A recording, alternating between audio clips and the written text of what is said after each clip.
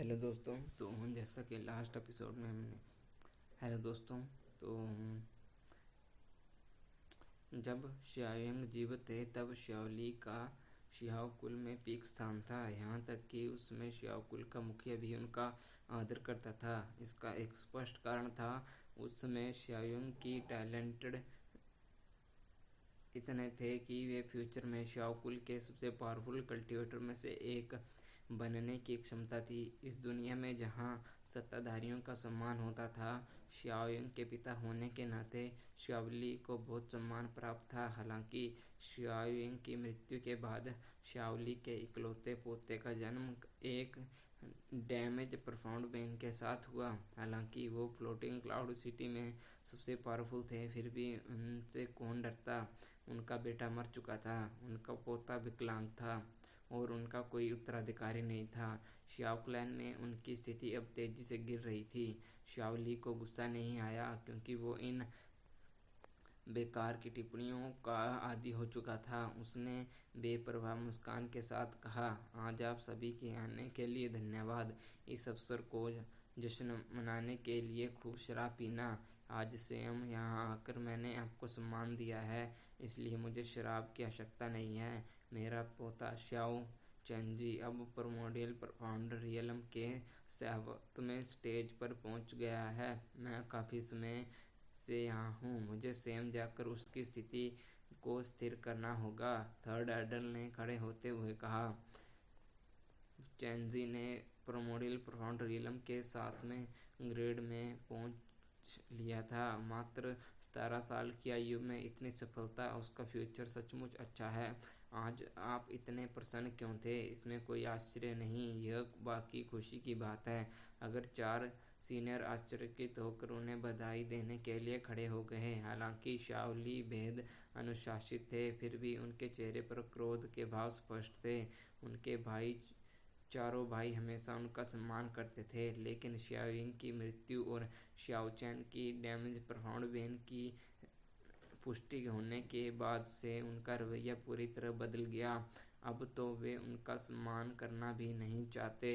वे आमतौर पर उनके सामने अपने पोते की बड़ाई करते थे, लेकिन अब उनके पोते की शादी में भी वे बेखौफ होकर उनकी उपलब्धियों का बयान कर रहे थे। उनके भाइयों ने अपने पोते की सफलता का इस्तेमाल उनके दिल के गहरे घावों को कुरेदने के लिए किया। अचानक पसीना छुड़ा देने वाला माहौल बदल गया। समारोह के संचालक शियाओ डैन ने जल्दबाजी में शादी की प्रक्रिया को गति देने की कोशिश की और तीखी ऊंची आवाज में कहा, दूल्हा और दुल्हन कृपया दुल्हन के कमरे में जाए। सीनियर अतिथिगण कृपया भोज में जाएं।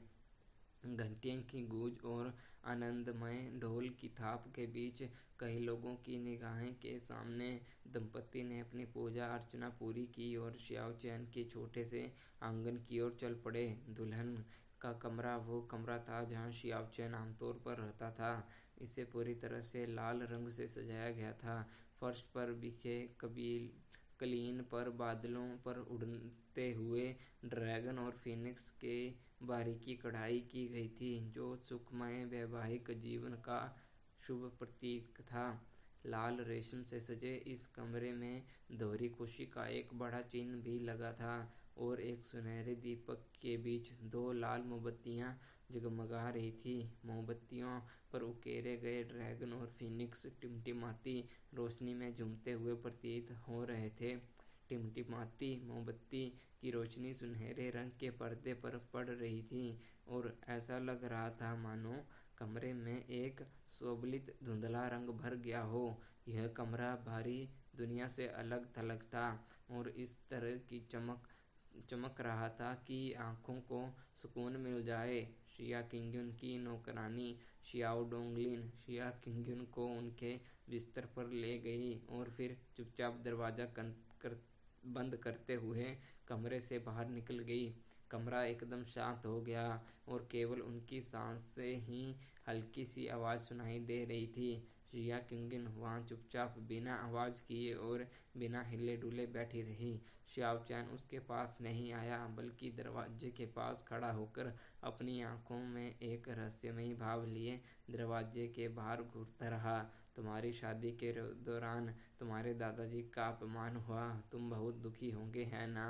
एक मधुर और स्पष्ट आवाज़ सियाओ चैन के कानों में पड़ी और उसका चेहरा बदल गया। हालांकि जिया किंगन के शब्द उसके कानों को चुभे, लेकिन उसने पहले करके उससे बात की जिससे वो हैरान रह गया। सियाओ चैन ने बगल में देखा और हिचकिचाते हुए बोला, अब तुम वो फिनिक्स का मुकुट उतार सकते हो। वो बहुत भारी है और अगर तुम उसे ज़्यादा देर तक पहनोगे तो असहज हो जाओगे।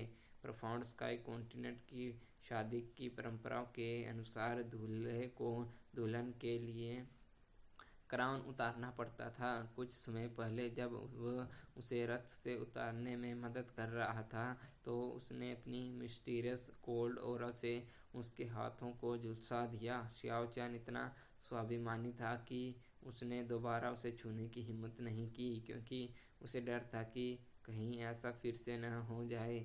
इसके अलावा उसे नहीं लगता था कि अगर वो सचमुच उसका क्राउन उतारने में मदद करने की कोशिश करे तो कोल्ड जियान किंगे उसका प्रस्ताव स्वीकार करेगी। कुछ क्षण रुकने के बाद जियान किंगे ने अपना हाथ ऊपर उठाए और चुपचाप फेनिक्स का क्राउन उतार दिया। उसी क्षण जियाओ चैन की नज़र एक खूबसूरत मनमोहक चेहरे पर पड़ी।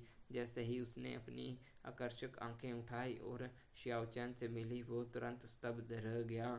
उसकी आंखें की अब असीम भव्यता उससे मिली। ऐसा लग रहा था मानो संसार का सार उसकी आंखों में समाया हो। न तो दुनिया का सबसे टैलेंटेड चित्रकार और न ही सबसे अनमोल शब्द उसकी सुंदरता का सटीक वर्णन कर सकते थे। उसकी जेड जैसी त्वचा और मलाई जैसा चेहरा कमरे की हल्की रोशनी से बर्फ की तरह सफ़ेद था। उसके होठ दुनिया की सबसे कोमल पंखुड़ियाँ जैसे थे और उसकी नाक सबसे सुंदर तराशे हुए सफ़ेद जेड की तरह ऊंची और गर्व से भरी हुई थी, जिसमें सहज कुलीनता झलकती थी। तुम्हारी शोहरत पहले से ही काफ़ी है, शियाओ चैन ने बिना पलक झपकाए उसे निहारते हुए कहा। एक खूबसूरत आंखों की जोड़ी ने उसे घूरकर देखा। एक असीम आकर्षण ने उसका सारा ध्यान और विचार अपनी ओर खींच लिया, जिससे उसके लिए अपनी नज़रें हटी और हटाना मुश्किल हो गया। हालांकि यह जन्म से ही तयशुदा शादी थी, लेकिन बचपन में कभी कभार झलक देखने के अलावा सियाओ चैन ने 10 साल की उम्र के बाद पहली बार जिया किंगन को सचमुच देखा था। ऐसा इसलिए था क्योंकि जिया किंगन ही कभी घर से बाहर निकलती थी और विकलांग शियाओ चैन का आत्मविश्वास कम था, जो बाद में हीन भावना में बदल गया। उसने जिया किंगन के बारे में केवल दूसरों से सुनी सुनाई बातों से ही जाना था, और यह सुनकर कि जिया किंगन बड़ी होकर एक बेमिसाल खूबसूरत लेडी बन गई है, उसने अपने दिल में उसकी छवि बना ली। जिया किंगन को देखते ही उसके भ्रम में धुंधली आकृति गायब हो गई। उसे एहसास हुआ कि वो ट्रू ब्यूटी के सामने खड़ा है। शिया किंगन का आकर्षण उसकी कल्पना से परे था, क्योंकि वो इस अद्वितीय सुंदरता का वर्णन नहीं कर सकता था। दो रियलम की स्पष्ट यादों वाले शियाओ चैन भी ऐसा दृश्य को देखकर अपने सारे विचार भूल गया। जिया किंगन को फ्लोटिंग क्लाउड सिटी की सबसे खूबसूरत लड़की कहा जाता था, लेकिन अगर कोई कहे कि वो ब्लू विंड एम्पायर की सबसे खूबसूरत लड़की है तो शियाओ चैन इस बात से सहमत होगा। उसके सामने मौजूद इस खूबसूरत नज़ारे से बढ़कर कुछ और हो ही नहीं सकता। उसकी आंखों के सामने खड़ी यह लड़की अभी सिर्फ 16 साल की थी। इस उम्र में लड़कियां पूरी तरह से मैच्योर नहीं होती, लेकिन कुछ सालों बाद जिया किंगन का क्या हाल होगा, इसकी कल्पना करना मुश्किल है। शायद तब तक वो किसी असाधारण मुकाम पर पहुंच जाएगी। एक ऐसी लड़की जिसका हर हाव भाव और मुस्कान पूरी दुनिया को मोह लेती थी। उनका जन्म फ्लोटिंग क्लाउड सिटी में हुआ था और आज यही लड़की उसकी पत्नी बन गई। शियाओ चैन को अपनी वास्तविकता पर संदेह होने लगा। और तुम वो नहीं हो जो अफवाहें कहती हैं, और न ही वो हो जैसा मैंने सोचा था। जिया किंगन उठी और शियाओ चैन के पास आते ही उसके सुडौल शरीर की खूबसूरती झलक उठी।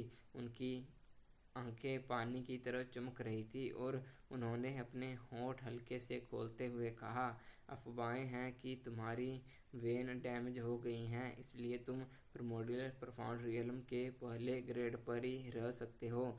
इसी वजह से तुम्हारा शरीर कमज़ोर है और आत्मविश्वास कम है, क्योंकि तुम सिर्फ घर पर ही रहते हो। तुम्हारे एकमात्र दोस्त तुम्हारी लिटिल आंट श्याओलिंगजी और मेरा छोटा भाई युआनबा है। तुम्हारे शरीर में एकमात्र अच्छी चीज़ है, वो है तुम्हारा रूप रंग।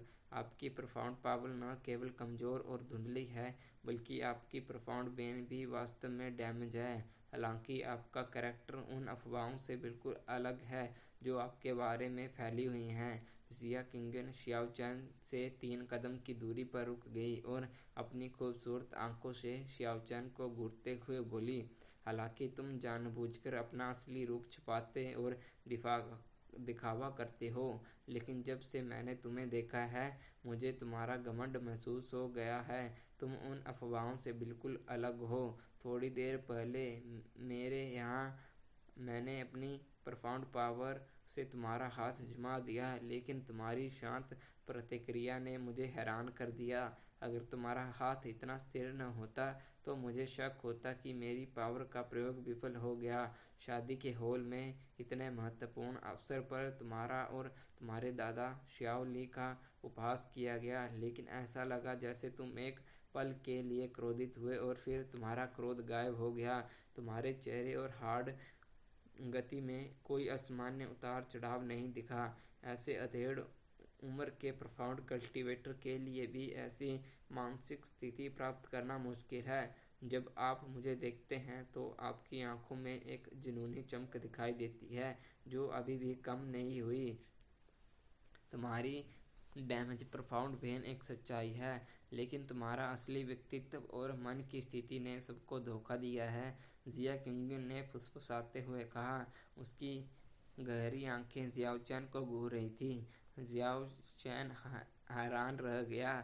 जिया किंगन के इतने करीब होने पर आमतौर पर कोई भी उसकी फूलों जैसी खूबसूरत से मदहोश हो जाता, लेकिन जियाओचैन पर इसका कोई असर नहीं हुआ।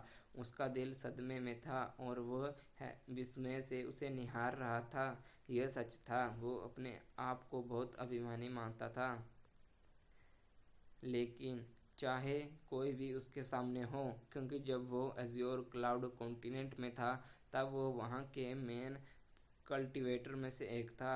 इस समय फ्लोटिंग क्लाउड सिटी में रहने वाला कोई भी व्यक्ति उसके समय के उन ग्रेट योद्धाओं के बराबर नहीं था। हालांकि उसकी पावर में बहुत कमी आई थी।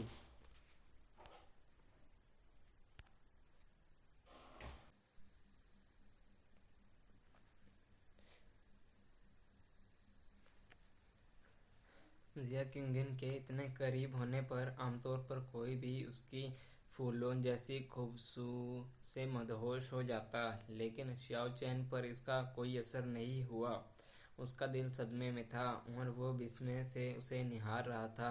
यह सच था, वो अपने आप को बहुत अभिमानी मानता था, चाहे कोई भी उसके सामने हो, क्योंकि जब वो एज्योर क्लाउड कॉन्टिनेंट में था तब तक वहाँ के मेन कल्टीवेटर में से एक था। इसमें फ्लोटिंग क्लाउड सिटी में रहने वाला कोई भी व्यक्ति उसके समय के उन ग्रेट कल्टीवेटर के बराबर नहीं था। हालांकि उसकी पावर में बहुत कमी आई थी, लेकिन उसका स्वभाव वैसा ही था। उसने जानबूझकर ऐसा दिखाने की कोशिश नहीं की थी, बल्कि यह उसके पिछले जीवन का स्वाभाविक रवैया था। हालांकि अपनी वर्तमान शक्तिहीन और स्थिति के कारण उसे अपने अभिमान को छिपा कर रखना पड़ता था। जिया किंगन ने जो कहा, उसने एक बार ही उसके बारे में उसके कैरेक्टर का एकदम सटीक वर्णन किया। जिया कबीले से सियाओ कबीले लौटते समय वो हमेशा सोचता था कि वह उसे तुच्छ समझती है, क्योंकि वह हेवन का अनमोल रत्न है और वह जमीन पर पड़ी मिट्टी जिसे लोग तुच्छ समझते हैं। यह एक काम सोच थी, लेकिन उसे कभी पता नहीं था कि वापसी के सफर में वह उसे देख रही थी। शियाओ चैन ने अचानक जिया किंगन को एक नए रूप में देखा। जब उसने उसकी बेहद खूबसूरत आंखों में देखा, उसकी उन निर्मल आंखों ने जो उसके मन में और हार्ड को बारीकी से देख लेती थी, उसे स्तब्ध कर दिया। तुम्हें पता है, अनुभव की दो यादों वाले शियाओ चैन एक ऐसी शख्सियत है जो दुनिया के सभी नायकों के सामने और यहाँ तक कि मौत के सामने भी हैरान नहीं हो सकती। फिर भी उसने उसे बचा लिया। क्या वो सचमुच सिर्फ एक 16 साल की लड़की थी? इस 16 साल की लड़की के पास इतनी असाधारण रूप से तेज दृष्टि और बुद्धि कैसे हो सकती है? शियाओ चैन को संदेह था कि शायद जिया किंगन भी उसी तरह इस दुनिया में पुनर्जन्म लेकर आई है। क्या तुम इसे सहन कर रही हो? जिया किंगन ने कुछ देर रुककर पूछा। इसे सहन करना? जियाओ चैन ने आत्मनिंदा भरी हंसी हंसते हुए कहा, शायद मेरी कमजोर बेन की सच्चाई नहीं बदलेगी। प्रोफाउंड स्काई कॉन्टिनेंट में एक अक्षम्य प्रोफाउंड वेन के साथ जीवन जीने के कारण लोग मुझे ऐसा नीचा देखते हैं, जैसे मैं उनके जूते की तली का मैल हूँ। क्या कायरतापूर्वक सोल द्वेष को मौन सहन शक्ति का में कोई अंतर है? इसे सहना बल्कि बर्दाश्त करना। कल का शियाओचैन बिल्कुल वैसा ही था जैसे अफवाहों में बताया गया था। जिया किंगन चाहे कितनी भी चतुर क्यों न हो, उसने यह नहीं सोचा कि आज के शियाओ चैन के पास एक और जन्म के बराबर यादें थी। इसके साथ ही उसका स्वभाव और मानसिक स्थिति भी बदल गई। जिया किंगन की खूबसूरत आंखों सिकुड़ गई और उसने अचानक अपनी कोमल हथेली उठाई और दो उंगलियां बढ़ाकर शियाओ चैन की छाती को छुआ। अचानक एक ठंडी लेकिन पूरी तरह से ठंडी नहीं हो रहा शियाओ चैन की छाती से टकराई और उसके पूरे शरीर में फैल गई। जैसे ही शियाओ चैन उससे पूछने ही वाला था कि वो क्या कर रही है, वो ठंडक तुरंत गायब हो गई। शियाओ किंगन ने अपने होंठ, जो किसी फूल की कोमल पंखुड़ियों जैसे थे, खोले। तुम्हारी प्रोफाउंड वेन बाकी डैमेज है, लेकिन यह जन्मजात नहीं है। शायद बचपन में तुम पर हमला हुआ था और किसी ने तुम्हारी प्रोफाउंड वेन को सीधे नष्ट कर दिया।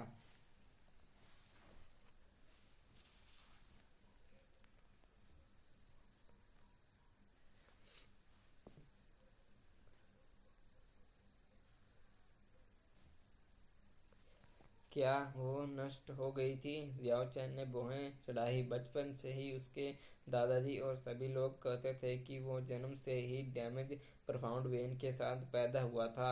यहाँ तक कि जब उसे अपने पुनर्जन्म की यादें वापस मिली, तब उसने खुद भी यह मान लिया था, क्योंकि उसकी यादों में जीवन काल के डॉक्टर की सभी पुस्तकों का ज्ञान होना शामिल था। लेकिन जिया किंगन ने कहा, वो जन्म से डैमेज प्रोफाउंड वेन के साथ पैदा नहीं हुआ था, बल्कि एक भारी बल द्वारा डैमेज हो गया था। सच तो यह है कि श्याओ कबीले में कोई भी इसे छलावे को नहीं समझ सक पाया था। शिया किंगे ने उसे बस कुछ ही पलों के लिए देखा था और उसके लिए यह बात एकदम स्पष्ट थी।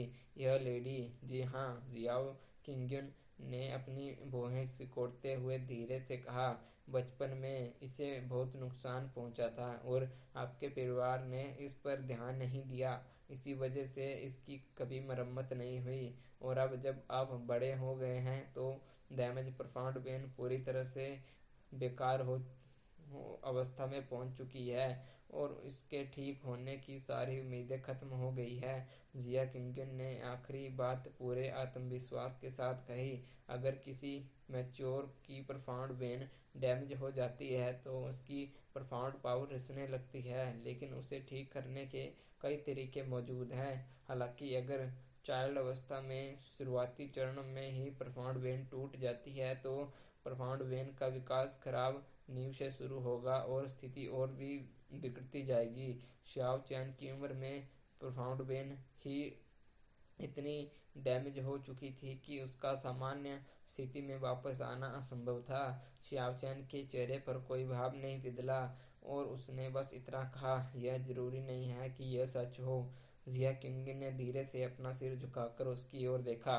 लगता है कि आप के मन में हमेशा से आपकी प्रफाउंड वुमेन को ठीक करने का विचार है। मैं इसे जरूर ठीक करूंगा, शियाओ चैन ने भावहीनता से के साथ कहा। शिया किंगन ने उसे गौर से देखा। उसकी आंखों में न केवल आत्मविश्वास और घमंड था, बल्कि एक गहरी शीतलता भी थी।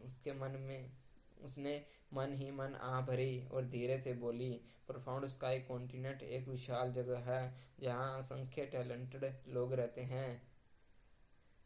शायद सच में कोई ऐसा व्यक्ति हो जो तुम्हारी प्रोफाउंड वेन को ठीक कर सके। मुझे पहले इतनी दृढ़ता से वो सब नहीं कहना चाहिए था।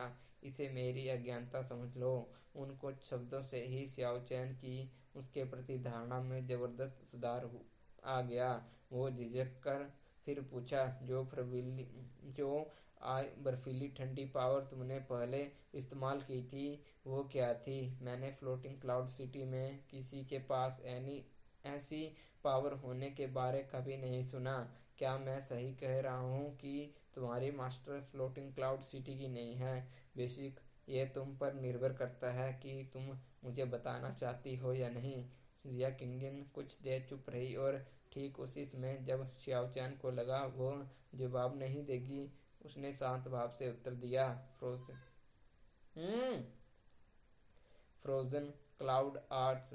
फ्रोजन क्लाउड आर्ट्स नाम सुनते ही शियाओचैन कांप उठा। उसे कुछ जानी पहचानी सी अनुभूति हुई।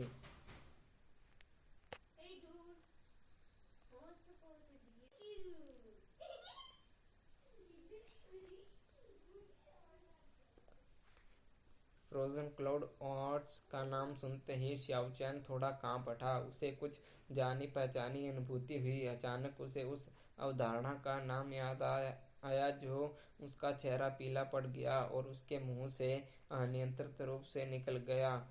Frozen cloud Asgard. जिया किंग ने अपना सुंदर सिर झुकाकर और आश्चर्य भरी नजरों से शियाओचैन की ओर देखा। जब उसने फ्रोजन क्लाउड आर्ट्स का नाम पुकारा तब तक शियाओचैन अपना हपा खो चुका था, लेकिन उसकी नज़रें में वो अब भी बहुत शांत था। यहाँ तक कि अगर फ्लोटिंग क्लाउड सिटी के मास्टर भी यह नाम सुनते तो उसका शरीर कांप उठेगा और उनके पैर डर से कांप उठेंगे। उसने धीरे से कहा, मेरे मास्टर सचमुच फ्रोजन क्लाउड ऑसगोड से हैं, इसलिए मैं फ्रोजन क्लाउड ऑसगोड की स्टूडेंट मानी जा सकती हूँ। इस बात को फ्लोटिंग क्लाउड सिटी में केवल मेरे पिता ही जानते हैं। आप दूसरे हैं। मैं आपको यह इसलिए बता रही हूँ क्योंकि आप अब मेरे पति हैं और यही आपके प्रति मेरे सम्मान का सबसे बुनियादी आधार है। शियाओचैन की तेज धड़कनें शांत नहीं हो पा रही थी। फ्रोजन क्लाउड्स और गॉड शब्द उसके दिल में एक जबरदस्त धमाके की तरह फूट पड़े, क्योंकि यह ब्लू विंड किंगडम के 4 फेमस सेक्ट में से सबसे पावरफुल था और साथ ही वो पवित्र प्योर लैंड भी था जहाँ कई लोग जाने की लालसा रखते थे। यहाँ तक कि ब्लू विंड किंगडम के राजघराने को भी हर साल उनकी डिवाइन उपस्थिति की पूजा करनी पड़ती थी।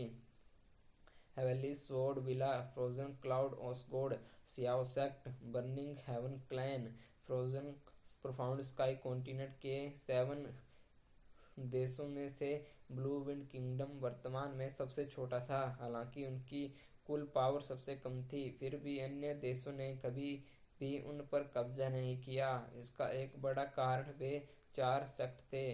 सत्ताधारी लोग ब्लू विंड किंगडम की पावर से नहीं बल्कि उन 4 फेमस सेक्ट से डरते थे। इन 4 फेमस सेक्ट की पावर पर कोई संदेह नहीं था।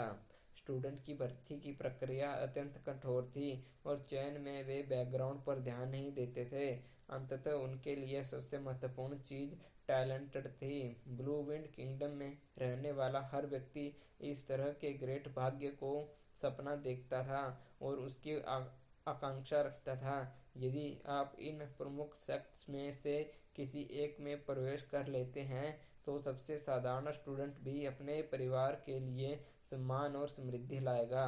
वे दरबार में सीनियर गेस्ट होंगे और उन्हें मार्सिक का पद प्रदान किया जाएगा। इस छोटे से फ्लोटिंग क्लाउड सिटी में किसी ने भी कभी किसी को उन फेमस सेक्ट में से किसी एक में एंटर करते हुए नहीं सुना था, और न ही कोई इसके बारे में सपने में भी सोच सकता था। अगर ईस्टर्न शियाओ चैन ने उन 4 सेक्ट के नाम सुने होते तो यह हेवन राज्य के अस्तित्व के बारे में सुनने जैसा होता। उसने कभी उम्मीद नहीं की थी वो उन शब्दों से प्रभावित होगा, लेकिन उसने यह उम्मीद नहीं की थी जिस पत्नी से उसने अभी अभी शादी की है वो हवेली सोडविला के बाद पीक श्रेणी के सेक्ट फ्रोजन क्लाउड ओसगोड की स्टूडेंट होगी। श्याओ चैन ने तुरंत खुद को शांत किया और पूछा, चूंकि आप फ्रोजन क्लाउड ओसगोड के स्टूडेंट में से एक है, तो आपका परिवार इसे सार्वजनिक रूप से क्यों नहीं बताता? आपके पहचान के साथ शिया क्लैन फ्लोटिंग क्लाउड सिटी से में कहीं भी स्वतंत्र रूप से घूम सकता है और कोई भी उन्हें नाराज करने की हिम्मत नहीं करेगा। सिटी के प्रमुख क्लैन सहित सभी धनी लोग आपसे कृपा पाने की कोशिश करेंगे। आपके शिया क्लैन का विकास भी तेजी से होगा। तुम्हारे कारण, जिया किंगन ने उत्तर दिया। मेरी वजह से? शियाओ चैन खामोशी से स्थिर रहा। उन 3 शब्दों ने उसे याद दिला दिया कि क्यों मैंने तुमसे शिया क्लैन की लड़की के रूप में विवाह किया और फ्लोटिंग क्लाउड सिटी में हलचल मच गई। अगर मैंने तुमसे फ्रोजन क्लाउड ओसगोड की स्टूडेंट के रूप में विवाह किया होता तो न जाने केवल हमारा छोटा सा फ्लोटिंग क्लाउड सिटी हलचल मचाता, बल्कि तुम्हारे और मेरे क्लैन के बीच कई अनपेक्षित परिणाम होते। आखिर तुम और मेरे बीच बहुत बड़ा अंतर है, जिया किंगन ने शांत और स्पष्ट आंखों से कहा। हालांकि वो वहां चुपचाप खड़ी थी, फिर भी बेहद आकर्षक लग रही थी। शियाओ चैन ने धीरे से आ भरी, तो फिर मुझसे शादी क्यों की? तुम अच्छी तरह जानते हो क्यों। मेरी जान मेरे चाचा शियाओइंग ने बचाई थी। मेरी वजह से ही कुछ समय बाद उन पर जानलेवा हमला हुआ और उनकी मृत्यु हो गई। मेरे जन्म से ही मेरे पिता ने चाचा शियाओइंग की इस कृपा का बदला चुकाने के लिए हमारी शादी तय कर दी थी। हालांकि यह मेरे पिता का वादा था, लेकिन मेरे पास उनकी बात न मानने का कोई कारण नहीं है, और इसलिए तुम्हारे साथ शादी न करने का भी कोई कारण नहीं है। जिया किंगुन ने अपनी चमकीली ठंडी आंखें ऊपर उठाते हुए कहा, मैंने तुम्हें यह इसलिए बताया कि मैं फ्रोजन क्लाउड ओसगोड से हूँ, ताकि तुम समझ सको कि फ्रोजन क्लाउड ओसगोड का कल्टीवेशन जारी रखने के लिए मेरा हार्ड एक जमे हुए क्लाउड की तरह होना चाहिए। फ्रोजन क्लाउड ओसगोड में केवल ऐसी महिलाओं को ही स्वीकार किया जाता है जो जीवन भर पवित्र और निर्मल हो। हालांकि मैंने तुमसे विवाह किया है, लेकिन इस जीवन में मैं किसी और से प्रेम नहीं कर सकती। तुम्हें मेरी प्रतिबद्धता को समझना होगा। भले ही तुम फ्रोजन क्लाउड ओसगोड के स्टूडेंट न भी हो, मुझे नहीं लगता कि तुम मुझसे प्यार करोगी। श्याओ चैन ने आत्म तिरस्कारपूर्ण मुस्कान के साथ कहा। जिया किंगन ने धीरे से अपना सिर हिलाया। शायद आपने मुझे गलत समझा है। मैं कभी आपका तिरस्कार नहीं किया और न ही आपको नीचा समझा। मेरे मास्टर ने मुझे कई बार कहा है कि उच्च ग्रेड के लोगों को कभी दूसरों को नज़रअंदाज नहीं करना चाहिए, न ही उन्हें कम आंकना चाहिए। इसके अलावा मैं अभी भी अपनी स्पिरिट कल्टीवेशन यात्रा के शुरुआती बिंदु पर ही पहुंची हूँ। प्रोफाउंड स्काई कॉन्टिनेंट में पावरफुल लोगों का सम्मान किया जाता है, इसलिए यहाँ अनगिनत डॉक्टर मौजूद हैं। आपकी प्रोफाउंड वेन के टूटने का मतलब यह नहीं है कि आपका जीवन पूरी तरह से बर्बाद हो गया है। शियाओ चैन भावुक हो गया। फ्लोटिंग क्लाउड सिटी शिया किंगन की सुंदरता और प्रतिभा की तो प्रशंसा करती थी, लेकिन शायद कोई भी उसके मन की उस शालीनता को नहीं जानता था जो इस दुनिया के अनगिनत अधेड़ उम्र के लोग भी हासिल नहीं कर सकते। और वो सचमुच 16 साल की ही थी। कुछ सालों बाद उसकी क्या हालत होगी, इसकी कल्पना भी नहीं की जा सकती थी। इसलिए तो फ्रोजन क्लाउड ओसगोड के लोगों को वो बहुत पसंद आई। इतनी खूबसूरत, टैलेंटेड और परी जैसी बुद्धि वाली यह लड़की कुछ ही समय पहले उसकी पत्नी बनी थी। ऐसा लग रहा था मानो यह सिर्फ एक सपना हो। यदि उसके पास 2 जन्मों का अनुभव और स्मृति न होती तो वो हीन भावना महसूस करता और शायद उसमें उसकी आंखों में आंखें डालकर देखने का साहस भी नहीं होता। मुझे यह बताने के लिए धन्यवाद, श्याओ चैन ने भावुक आहें भरते हुए कहा। फिर उसकी आंखें केंद्रित हो गई, आवाज बदल गई। तो क्या आप मुझे अपनी वर्तमान प्रोफाउंड पावर का ग्रेड बता सकते हैं? 16 साल की आयु में प्रोमोडियल प्रोफाउंड रियलम का 10वां ग्रेड प्रवेश करना एक ऐसा प्रतिभा थी जिसे फ्लोटिंग क्लाउड सिटी को चौंका दिया था। हालांकि शियाओ चैन को अब विश्वास नहीं था कि जिया किंगन केवल प्रोमोडियल प्रोफाउंड रियलम के 10वें ग्रेड पर थी ही, क्योंकि फ्लोटिंग क्लाउड सिटी में टैलेंटेड लोगों का अद्वितीय स्तर फ्रोजन क्लाउड ऑसगोड के लोगों की नज़र में आना स्वाभाविक था। जिया किंगन चुप हो गई और उन्होंने शियाओ चैन के अचानक पूछे गए प्रश्न का उत्तर नहीं दिया। हालांकि उनकी चुप्पी से यह संकेत मिला कि उनकी पावर प्रोमोडियल प्रोफाउंड रियलम के 10वें ग्रेड से भी अधिक है। तुम्हें टोस्ट में जाना चाहिए, जिया किंगन ने आंखें में चमक के साथ धीरे से जवाब दिया। जैसे ही उसकी आवाज़ धीमी हुई, दरवाजे के बाहर से धीमी कदमों की आहट सुनाई दी। दरवाजे से शिया होंग की पुरानी कोमल आवाज़ आई, यंग मास्टर, अब आपके लिए टोस्ट प्रस्तावित करने का समय है। दादी होंग, मैं अभी आता हूँ, जियाओ चैन ने वादा किया। जिया किंगन को आखिरी बार देखकर और अपने कपड़ों से धूल झाड़कर वो कमरे से बाहर निकल गया। जैसे ही सियाओ चैन चला गया, कमरे में एक चमकीली बर्फीली ओरा छा गई और जिया किंगन के सामने एक आकृति प्रकट हुई। जिया किंगन ने धीरे से आगे बढ़कर विनम्र और आदरपूर्ण स्वर में कहा, मास्टर किंगन, क्या तुम मेरे साथ फ्रोजन क्लाउड ऑसगोड वापस जाना चाहती हो? उसकी सुंदर मधुर आवाज़ बादल की तरह धुंधली और हवा की तरह कोमल थी। वह दुनिया के सबसे कठोर हाड़ को भी पिघलाने के लिए काफ़ी थी। जिया किंगन ने धीरे से सिर हिलाया। मास्टर किंगन कुछ समय और रुकना चाहती है। अगर मैं शादी के तुरंत बाद चली गई तो उसे और भी ज़्यादा उपहास सहना पड़ेगा।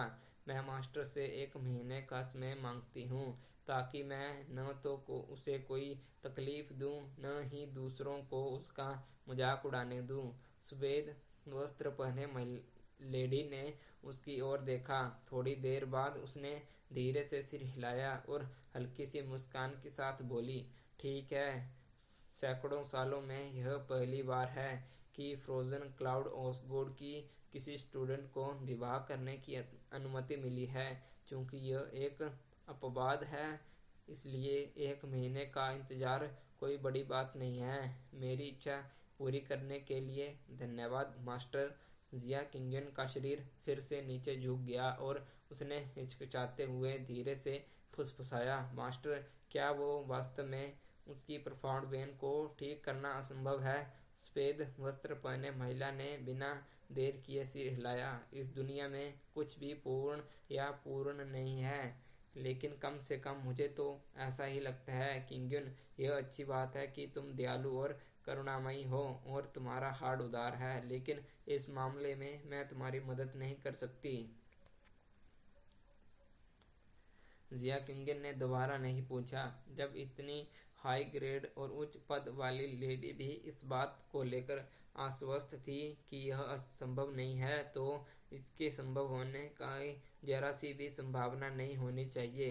किंगन, मैं जानती हूँ कि बचपन में जान बचाने के लिए आप कर्जदार हैं और कर्ज को चुकाने के लिए बेताब हैं। यहाँ तक कि फ्रोजन क्लाउड ऑसगोड लौटने में में देरी भी कर रही हैं, लेकिन उससे शादी करना ही इस एहसान को चुकाने के लिए काफ़ी होगा। जब आप फ्रोजन क्लाउड ओसगोड लौटेंगी तो आपकी पहचान उजागर हो जाएगी। हालांकि आपके जाने के बाद उसे और भी उपहास सहना पड़ सकता है, लेकिन फ्रोजन क्लाउड ओसगोड की स्टूडेंट के पति के रूप में उसका रुतबा बरकरार रहेगा। कम से कम इस छोटे से फ्लोटिंग क्लाउड सिटी में इस तरह के प्रतिष्ठित दर्जे के साथ कोई भी उसे शारीरिक नुकसान पहुंचाने की हिम्मत नहीं करेगा। सफेद वस्त्रधारी महिला ने दिलासा भरे स्वर में कहा। जिया किंगन ने धीरे से सिर हिलाया। मुझे ऐसी आशा है। उसकी नस कमजोर है और उनमें कोई ताकत भी नहीं है। शायद वे अपने पूरे जीवन में कोई उपलब्धि हासिल न कर पाए, लेकिन आप खूबसूरत और बुद्धिमान हैं। आप जैसी प्रतिभा सैकड़ों सालों में एक बार ही पैदा होती है, वरना हमारी मिस्ट्रेस आपको इस तरह नियम तोड़कर शादी करने की इजाज़त न देती। आपसे शादी करना उसके जीवन का सबसे बड़ा सौभाग्य और किस्मत थी। आपका यह कदम न्याय संगत है। अगर उसके पिता जीवित और समझदार होते तो वे इस शादी को रद्द कर देते। मुझे जाना होगा। मैं 1 महीने बाद आपको लेने आऊँगी। इस दौरान मैं कहीं दूर नहीं जाऊँगी। अगर आपको कोई ऐसी समस्या आए जिसका समाधान न हो तो मुझे पत्र लिखकर सूचित करना। मैं स्टूडेंट को विदाई देती हूँ। सफेद वस्त्रधारी स्त्री की ठंडी ठुड्डी घूमी और अचानक एक सुंदर चेहरा दिखाई दिया जिस पर शीतलता का हल्का सा आभास था। उसने कोई मेकअप नहीं किया था क्योंकि उसकी त्वचा बर्फ जैसे सफेद जेड के टुकड़े की तरह चिकनी थी। उसे देखते ही लोग उसे बर्फ जैसी कोमल काया और जेड जैसी हड्डियों वाली सुंदरता और बर्फ जैसे चेहरे और मोती जैसे होठ वाली कहकर पुकारने से खुद को रोक नहीं पाए। उसके चेहरे की बनावट जितनी सुंदर थी उतनी ही परिपूर्ण भी। वो इतनी सुंदर थी कि लोग उसकी ओर देखने की हिम्मत भी नहीं कर पाते थे। उसकी आंखों में देखने पर ऐसा लगता था मानो वो जितनी पवित्र है उतनी ही दिव्य भी। वो निर्माण से भी ऊपर उठ चुकी किसी परी के समान थी, जो ह्यूमन वर्ल्ड के किसी भी व्यक्ति से अछूती थी। उसने खिड़की खोली और उसका शरीर थोड़ा कांप उठा, मानो किसी अदृश्य बर्फीली ओरा ने उसे जकड़ लिया हो। वो ऐसी लग रही थी मानो जिस जगह पर वो खड़ी थी वो पिघल गई हो। श्याओ क्लैन में मेन हॉल, एक पूर्ण guest house. 7th uncle Liu, कृपया एक घूंट पीजिए। जियाओ चैन ने विनम्रता पूर्वक एक सौम्य दिखने वाले अधेड़ उम्र के व्यक्ति के सामने एक प्याला पेश किया। 7th अंकल लियू कहलाने वाले व्यक्ति हंसते हुए खड़ा हो गया। उसने अपना प्याला उठाया और उसे पूरी पी ले गया। हंसते हुए बोला, मेरे भतीजे, मैं तुम्हारे पिता का सबसे अच्छा दोस्त था। अब जब मैं देखता हूँ कि तुमने अपना परिवार बसा लिया है और इतनी अच्छी पत्नी से शादी कर ली है तो मेरा दिल तुम्हारे लिए बहुत खुश है। साथ में चाचा लियू, आपका धन्यवाद। फर्स्ट एल्डर, कृपया एक टोस्ट लें। टोस्ट होता है चाय। श्याओ क्लैन के फर्स्ट एल्डर श्याओली ने प्याला उठाया और पूरा घूंट पी गए। फिर उन्होंने शराब का प्याला मेज पर जोर से पटक दिया। इस पूरी प्रक्रिया के दौरान नाक से हम की आवाज़ निकालने के अलावा उन्होंने एक शब्द भी नहीं कहा और न ही श्याओ चैन की आंखों में देखा। इस रवैये के बावजूद श्याओ चैन की शराब का प्याला पीना ही उनके द्वारा श्याओ चैन को दी गई बेइज्जती को जाहिर कर रहा था। श्याओ चैन भी कुछ नहीं बोला और अगली मेज की ओर बढ़ गया। जैसे ही उसने 2 कदम बढ़ाए, श्याओली ने जमीन पर थूका और श्याओ चैन के कान के पास ही ठंडे और कठोर स्वर में बोला, इतने नाजुक फूल को अब गंदगी में डाल दिया गया है। छी। श्याओ चैन के चेहरे पर कोई बदलाव नहीं आया। उसके कदमों की आहट रुकी नहीं और ऐसा लग रहा था मानो उसने उसकी बातें सुनी ही न हो। लेकिन अगर ध्यान से न देखा जाए तो ऐसा लग रहा था क्योंकि उसकी आंखें सख्त हो गई और उसमें गहरी ठंडक झलक रही थी। वह दूसरे बड़े श्याओ के पास गया। श्याओ चैन ने थोड़ा झुककर कहा, सेकंड एल्डर्स, श्याओ चैन आपको एक प्याला भेंट करता है। श्याओबा ने श्याओ चैन की आंखों में देखने की जहमत नहीं उठाई, बल्कि उसने हल्के से मुस्कुराते हुए कहा, यांग प्रिय, मुझे इसे पीने में मदद करो। दादाजी, श्याओ यांग ने बिना झिझक से कहा। उसने श्याओ चैन की शराब स्वीकार की और पूरा पी लिया। बस मास्टर की आवाज़ निकली। किसी एल्डर को शराब का प्याला भेंट किया गया, लेकिन उसके बच्चे ने उसे पी लिया। यह अब केवल अपमान का प्रतीक नहीं रह गया, यह एक प्रकार का सार्वजनिक अपमान था। शराब पीने के बाद श्यायांग ने प्याला नीचे रख दिया और अपनी सीट पर वापस बैठ गया। उसकी आंखों में स्पष्ट तिरस्कार और उपहास भरा हुआ था। श्याओ चैन ने फिर कुछ नहीं कहा। उसने बस हल्का सा सिर हिलाया और अगली मेज की ओर बढ़ गया। पहले की तरह ही जैसे ही उसने 2 कदम बढ़ाए, एक ठंडी सी आवाज़ सुनाई दी, हम कचरा तो कचरा ही होता है, चाहे कचरा श्याओ परिवार में घुस भी जाए तो भी कचरा ही है। श्याओ ली, वो बूढ़ा आदमी अपनी बहू पर निर्भर रहने वाला है। उस आवाज़ में गहरी नफरत, व्यंग्य और जाहिर तौर पर ईर्ष्या थी। जिया परिवार की बदौलत का जिक्र न भी किया जाए तो भी जिया किंगन की अद्भुत प्रतिभा की तारीफ तो ही की जा सकती है। अगर उसकी शादी श्याओ चैन से न होकर उसके पोते जियाओ यांग से हुई होती तो शायद उसके सपनों में आने वाली हंसी सचमुच सुनाई देती। श्याओ चैन ने अनसुना करने का नाटक किया और मुस्कुराते हुआ चला गया। श्याओ चैन ने अपना भाषण समाप्त किया और मेहमानों को विदा किया। भोज की लंबी रात समाप्त हो गई। इस पूरी प्रक्रिया के दौरान ट्रू दिल से बधाई और शुभकामना देने वाले लोग इतने कम थे कि श्याओ चैन उन्हें अपनी 10 छोटी उंगलियों पर गिन सकता था। अनगिनत लोग उसके प्रति बहुत विनम्र थे। आखिर आज उसकी शादी का दिन था, लेकिन उसने लगभग सभी की आंखों में स्पष्ट रूप से तिरस्कार देखा था। कुछ लोगों ने आहें भरी, कुछ लोग ईर्ष्या और गुस्से से भरे हुए थे। बाकी लोग के चेहरे पर स्पष्ट तिरस्कार और कचरा और बेकार जैसे नकारात्मक विचार साफ झलक रहे थे। उनकी प्रोफाउंड वेन डैमेज थी, इसलिए यह तय था कि वे अपने पूरे जीवन में कभी कोई ग्रेट सफलता हासिल नहीं कर पाएंगे।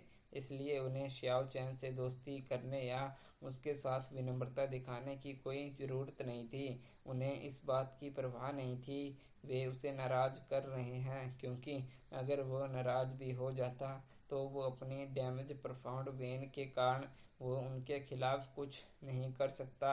इस निकम्मे के सामने वे बेशर्मी से अपनी श्रेष्ठता का प्रदर्शन करते थे।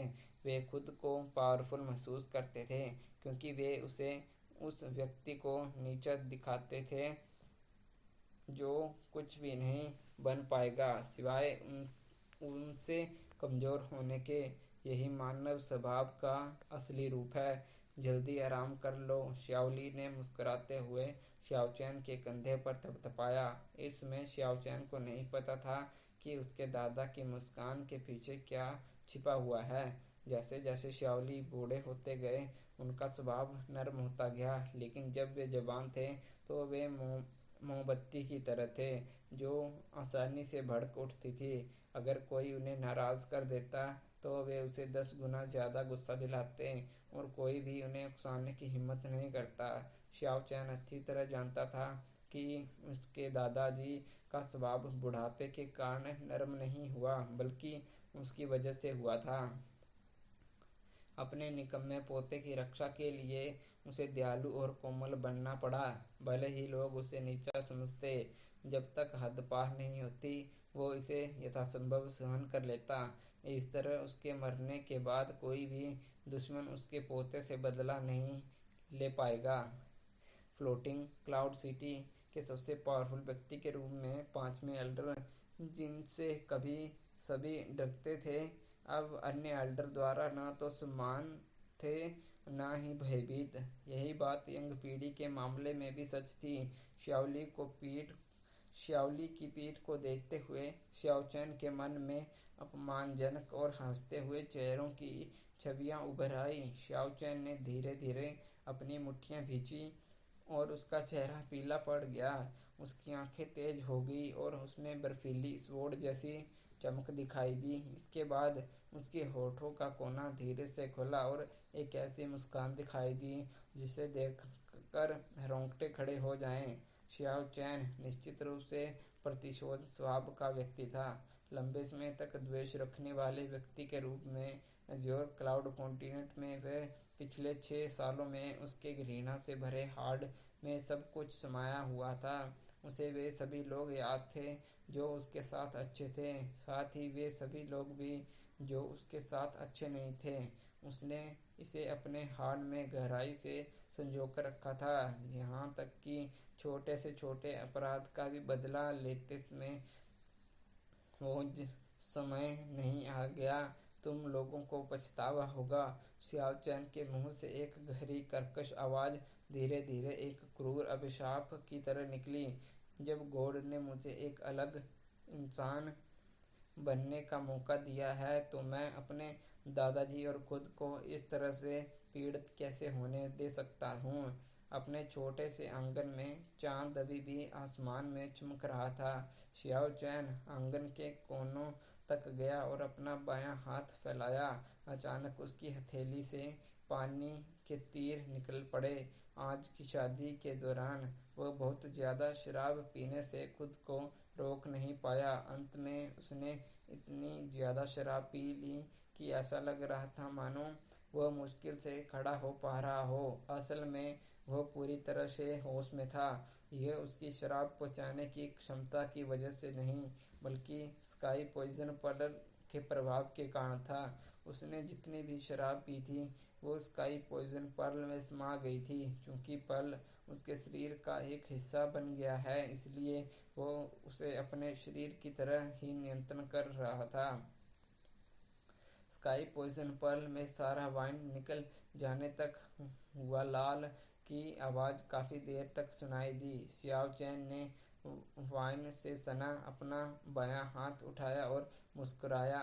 उसने वाइन को धीरे सीधे अपने चेहरे पर मल लिया और तब तक सांसें रोक रखी जब तक उसका चेहरा लाल नहीं हो गया। लड़खड़ाते हुए उसने अपने बेडरूम का दरवाजा पूरी तरह से खोल दिया और इधर उधर डगमगाने लगा मानो वो नशे में हो। दरवाजा खुलते ही शराब की गंध उसके पीछे पीछे कमरे में घुस आई। शियाओ चैन लड़खड़ाते हुए कमरे में दाखिल हुआ मानो किसी भी पल गिर जाएगा। उसने ढीलपन से अपना सिर उठाया और जिया किंगन की ओर देखा। जिया किंगन सुंदर आंखें बंद करके बिस्तर पर लेटी थी। चारों ओर सन्नाटा छाया हुआ था। मोमबत्ती की हल्की रोशनी उसके कोमल सुंदर चेहरे पर पड़ रही थी जिससे एक मोहक और रहस्यमयी ओरा फैल रही थी जिसका विरोध करना नामुमकिन था। शियाओ चैन की आंखें चमक उठी और उसके पैर कांपते हुए जिया किंगन की ओर बढ़े। मेरी पत्नी, मैंने तुम्हें बहुत देर इंतजार करवाया। चलो चलते हैं। अब हम दुल्हन के कमरे का इस्तेमाल कर सकते हैं। जिया किंगन ने अपनी आंखें खोली और लापरवाही से अपना दाहिना हाथ हिलाया। अचानक एक असहनीय ठंडी पावर ने शियाओ चैन को अपनी चपेट में ले लिया और उसे दरवाजे से बाहर धकेल दिया। शियाओ चैन अपने बम के बल गिर पड़ा और लगभग आंगन में रखी पत्थर की मेज को गिरा दिया। शियाओ चैन दर्द से कहरा रहा था और उसने अपना पिछवाड़ा रगड़ा। उसे उठने में बहुत मुशक्कत करनी पड़ी और फिर वह गुस्से से दहाड़ा, धिक्कार है, मैं तो बस मजाक कर रहा था। तुम्हें इतना निर्दयी होने की जरूरत नहीं थी। मैं इतना कमजोर हूँ फिर भी तुमने मुझे इतनी जोर से मारा। कोई भी सोचेगा तुम अपने पति की हत्या की योजना बना रही हो। दरवाजा जोर से बंद हो गया। शियाओ चैन ने आगे बढ़ने की कोशिश की लेकिन पाया कि बेडरूम का दरवाजा मजबूती से बंद था। शियाओ चैन अचानक उदास हो गया। यह औरत मजाक की तो बात ही छोड़ो, चुटकुलों को भी इतनी गंभीरता से लेती है। क्या मैंने इस तरह मैं सच में खुलेआम जीवन जी सकता हूँ। मैं तो बस मजाक कर रहा था।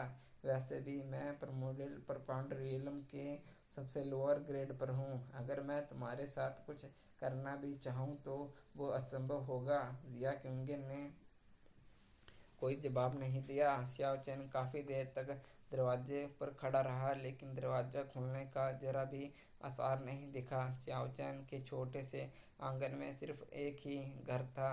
बाकी कमरों की बात करने का कोई मतलब नहीं था, क्योंकि उसके पास न तो काम करने का कमरा था, न ही अस्तबल। अगर आम दिन होते तो वह चुपके से अपनी लिटिल आंट के घर जाकर सो जाता, लेकिन आज उसकी शादी की रात थी, इसलिए कहीं और सोना उसके लिए ठीक नहीं था।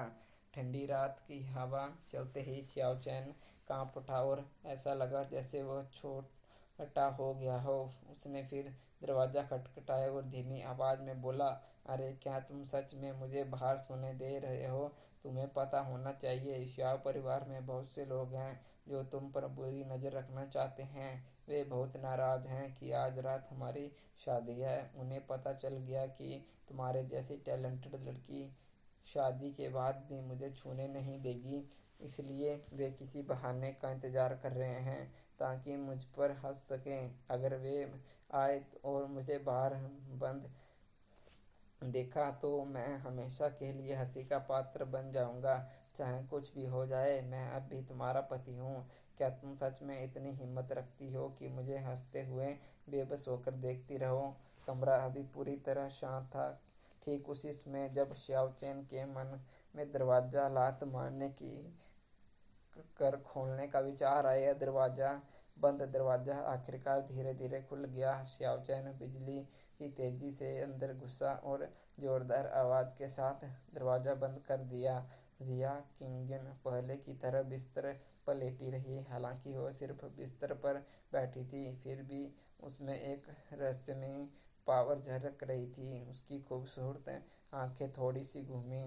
उसने घबराए हुए श्याओ चैन को देखा और धीमी आवाज में बोली, तुम्हें मुझे 5 कदम दायरे में आने की इजाजत नहीं है, तो फिर आप मुझे कहाँ सोने देंगे? श्याओ चैन ने अपनी ठुड्डी सहलाई। कमरा छोटा था और उसमें केवल एक पलंग, एक पढ़ने की मेज, एक खाने की मेज और 2 अलमारियां थी।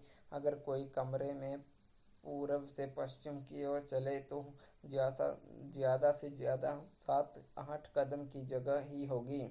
तुम पलंग पर सो जाओ। जिया किंगुन पलंग से उठ खड़ी हुई। कोई जरूरत नहीं है, श्याओ चैन ने साफ इनकार कर दिया। जिया किंगुन से सबसे दूर कोने में बैठ गया और अपनी आंखें बंद कर ली। हालांकि जिया किंगुन उससे 100 गुना ज्यादा ताकतवर थी, लेकिन एक मर्द होने के नाते उसकी गरिमा उसे किसी लड़की को बिस्तर के अलावा कहीं और सोने नहीं देती।